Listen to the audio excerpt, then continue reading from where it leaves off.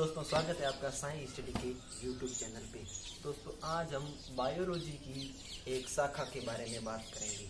Biology की वह शाखा जिसमें जंतु विज्ञान का अध्ययन हो, अर्थात जूलॉजी अर्थात जंतु विज्ञान, जिसमें जंतुओं का अध्ययन हो। तो बायोलॉजी की अर्थात जीव विज्ञान की उस शाखा के बारे में बात करेंगे जिसमें जंतुओं का अध्ययन होता हो और मनुष्य का अध्ययन होता हो, जंतुओं का अध्ययन होता हो, बहुत सारे कीटों का अध्ययन होता हो। तो उसके बारे में बात करेंगे। तो चलते हैं और शुरू करते हैं जूलॉजी। तो जीव विज्ञान पहले बात करते हैं जीव विज्ञान के बारे में।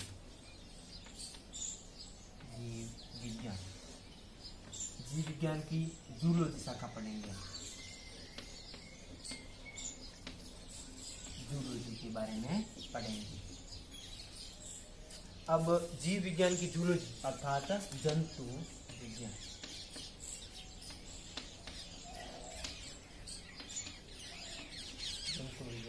ठीक है।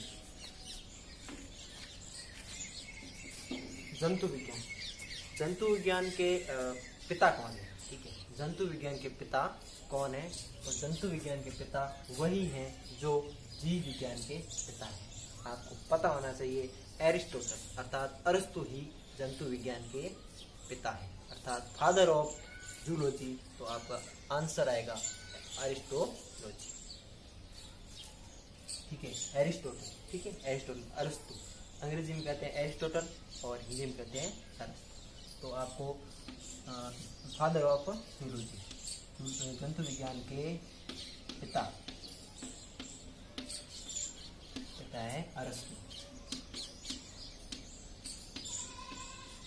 अरस्तु जंतु विज्ञान के पिता हैं। अब हम सबसे पहले बात करेंगे रुधिर परिसरण तंत्र के बारे में। जूलॉजी की वह यूनिट है जो रुधिर परिसरण तंत्र के बारे में जानकारी देती है। तो हम सबसे पहले रुधिर परिसरण के तंत्र के बारे में बात करेंगे। तो चलते शुरू करते हैं रुधिर परिसरण तंत्र।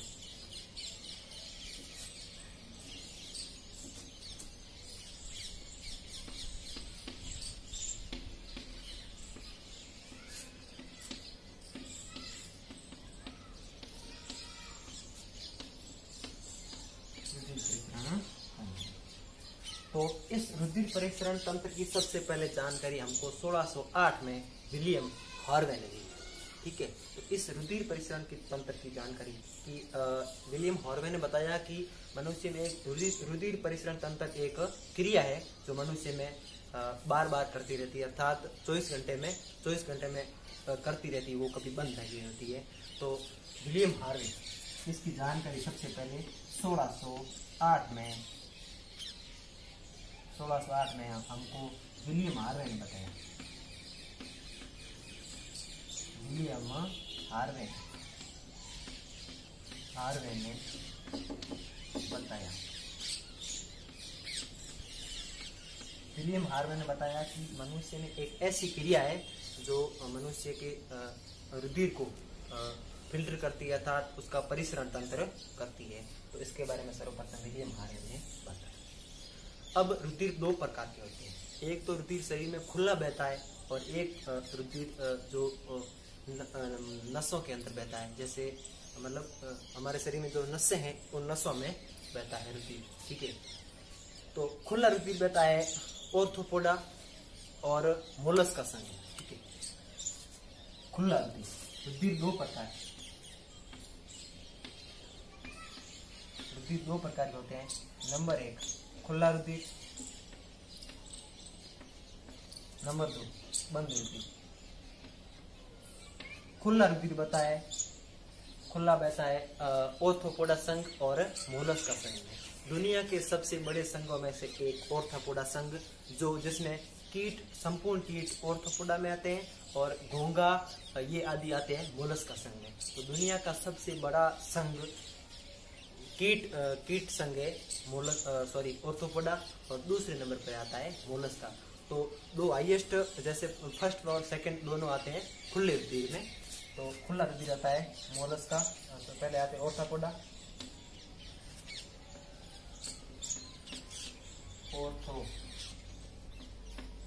ऑर्थोपोडा और मोलस्का। संपूर्ण कीट है वो होता है ऑर्थोपोडा में, और घोंघा आदि वो होता है मोलस्का में।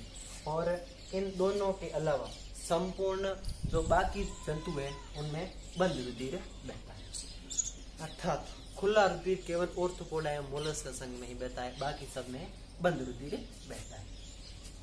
अब बात करते हैं, पहले रुधिर के बारे में बात कर लेते हैं, फिर बंद तो आपको पता चल गया है कि जैसे हम में जंतु और भी जैसे गाय भेड़ बकरी इन सब में बंद रुधिर बहता है, और जो कीट घोंघा है कीट उसमें बहता है खुला रुधिर। अब बात करते हैं रुधिर के बारे में।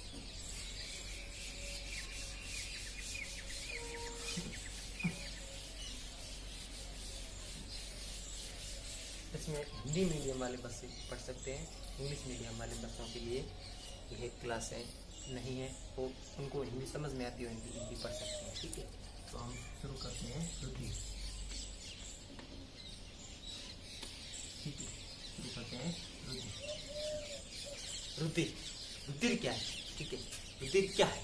रुधिर आपको पूछ लेगा एग्जाम में कि रुधिर क्या है। तो रुधिर एक तरल संयोजी उत्तक है। ठीक है, रुधिर एक तरल संयोजी उत्तक है। रुधिर तरल संयोजी उत्तक। रुधिर एक तरल संयोजी उत्तक है जो मनुष्य या संपूर्ण जीव जगत में 24 घंटे के लिए क्रिया करता रहता है। रुधिर का रंग,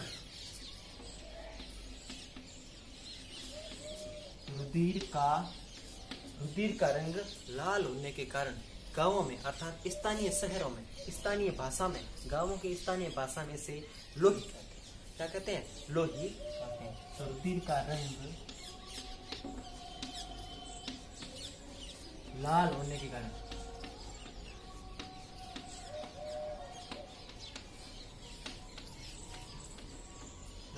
कारण गांवों में से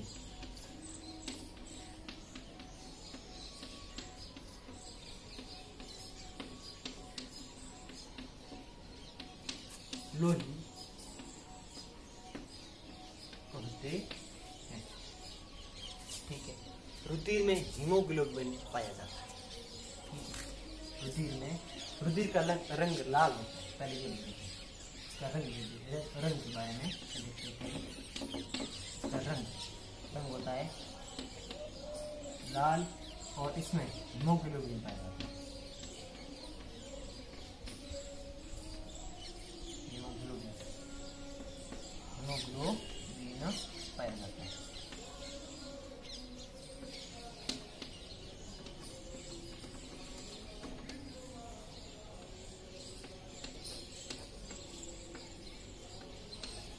हीमोग्लोबिन पाया जाता है और हीमोग्लोबिन का रंग बैंगनी होता है।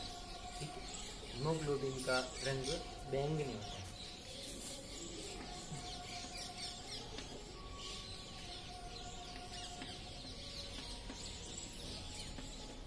हीमोग्लोबिन एक जटिल प्रोटीन है। ठीक, यह एक जटिल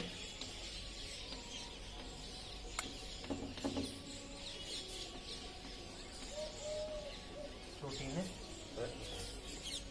हीमोग्लोबिन में लौह अयस्क पाया जाता है। ठीक है, हीमोग्लोबिन में लौह अयस्क पाया जाता है।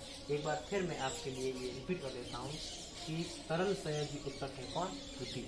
रुधिर आपको पूछ लेगा एग्जाम में रुधिर क्या है, और क्वेश्चन दे देगा कि जल पे बना हुआ तो और कुछ दे देगा, तो आपको बताना है कि तरल संयोजी उत्तक रुधिर एक तरल संयोजी उत्तक है जो मनुष्य या सभी जीव जगत में 24 घंटों के लिए क्रियारत या परिसरण तंत्र करता है। अब बात करते हैं रुधिर का रंग लाल और इसमें लौह धातु होने के कारण, इसमें लौह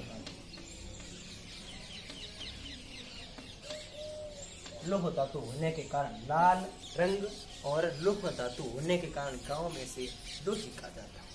गांव में या स्थानीय भाषा में हम कहते हैं लोही। किसी के घाव लग जाता तो यार के लोही आता है इसकी।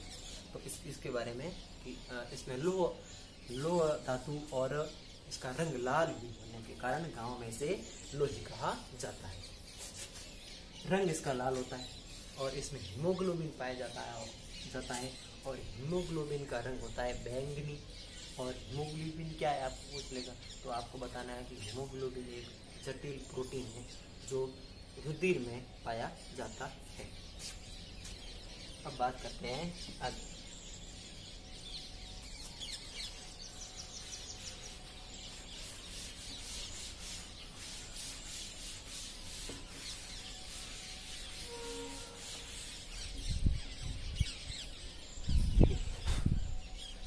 अभी रुधिर का निर्माण कहाँ होता है? आपको पूछ लेगा कि रुधिर का निर्माण शरीर के कौन से भाग से होता है, तो रुधिर का निर्माण शरीर के मीजोडर्म भाग से होता है। मीजोडर्म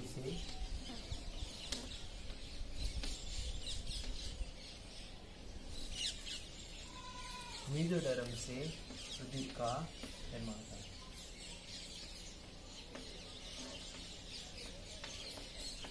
निर्माण होता है किसका? रुधिर का मीजोडर्म से होता है।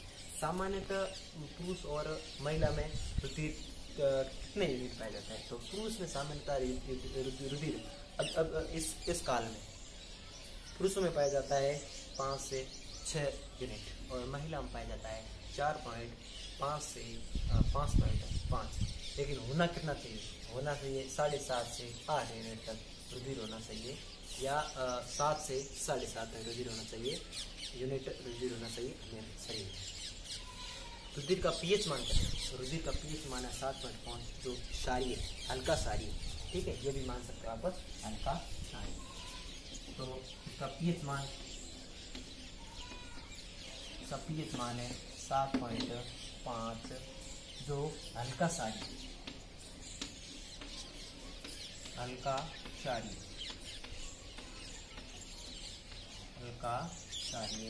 होता है। और ये मनुष्य में अब पाया कितना जाता है और कितना होना चाहिए? पाया जाता है ज़्यादातर सभी में पाया जाता है। अभी पुरुष किसी की है नहीं, या तो उनके ज़्यादा है तो उसके ज़्यादा हो जाती है। और पाया जाता है पुरुष में पाया जाता है 5 से 6 यूनिट।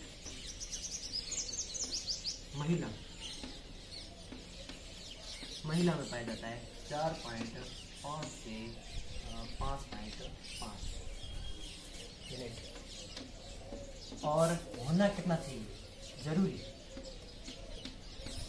जरूरी है 7 से 7.5 यूनिट। अब आगे बात करें रुधिर के बारे में, तो रुधिर में ऑक्सीजन की मात्रा तब ज्यादा होती है तो वो शुद्ध रुधिर कहलाता है। जब हमारे रुधिर में ऑक्सीजन की मात्रा ज्यादा होती है, अर्थात ऑक्सीजन की मात्रा ज्यादा होने के कारण ही हमारा रुधिर शुद्ध रहता है। और जब हमारे रुधिर में कार्बन डाइऑक्साइड की मात्रा ज्यादा हो जाती है तब हमारा रुधिर अशुद्ध हो जाता है। रुधिर में प्लाज्मा 50 से 60% होती है, ठीक है। और रुधिर कणिकाएं 40 से 50% होती है। ये भी आपको जानना है। रुधिर में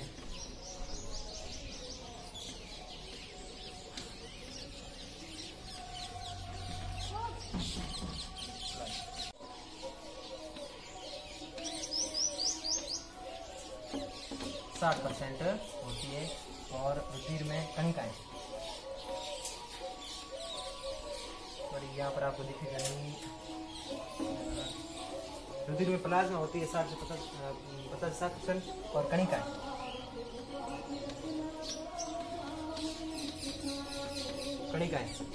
होती है 40 से 50%, ठीक है। ये इतनी होती है। तो अब आज के लिए इतना ही, मतलब बाहर शोर मच रहा है, कुछ डीजे दिया गया है, तो इसीलिए ये वीडियो यहीं पर समाप्त किया जा रहा है।